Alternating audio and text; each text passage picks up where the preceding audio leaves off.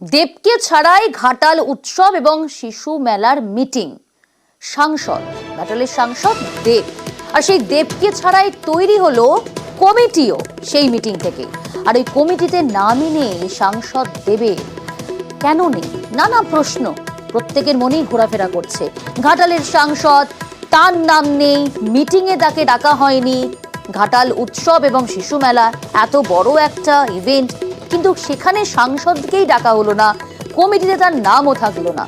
সুকান্ত রয়েছে, আরো বিস্তারিত জানবো প্রতিনিধি সুকান্ত।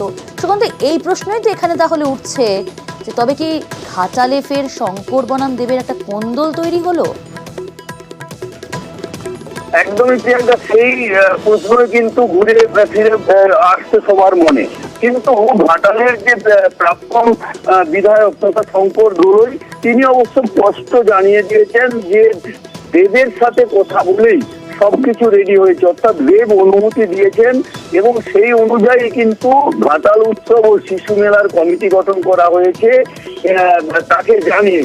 কিন্তু সাংসদ প্রতিনিধি রামপদ মান্না তিনি অবশ্য সংবাদ মাধ্যমের কাছে প্রতিক্রিয়া না দিলেও তিনি জানাচ্ছেন যে সাংসদকে কোনো বিষয়েই জানানো হয়নি।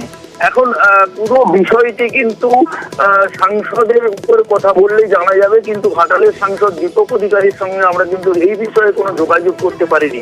কিন্তু ঘাটাল উৎসব ও শিশু মেলার ঘাটাল শুধু নয়, পশ্চিম মেদিনীপুর জেলার মানুষ কিন্তু মুখিয়ে থাকে এই মেলার জন্য, কারণ এই মেলাটি মেদিনীপুর জেলার মধ্যে একটি অন্যতম মেলা।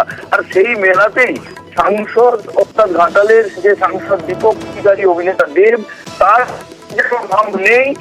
অপরদিকে ঘাটালের কিন্তু এসডিও মহকুমা শাসক, যিনি এই শিশু মেলার সভাপতি হন। না, যদি ভুল বোঝাবুঝি নাই থাকে সুকান্ত, তাহলে তড়িঘড়ি বৈঠকটা ডাকা হলো কেন?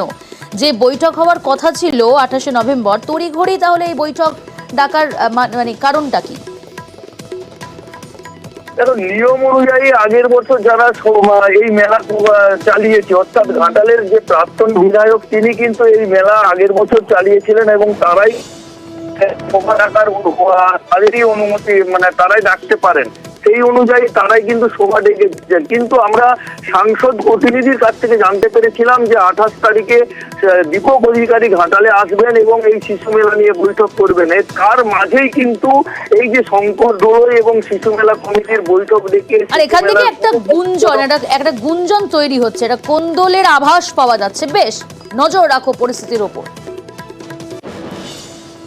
2025-এর মেলা কমিটি যথারীতি তৈরি হয়েছে এবং 2025-এর মেলা যথারীতি আগামী 16 থেকে 25 তারিখ পর্যন্ত যেভাবে চলে সেভাবেই চলবে।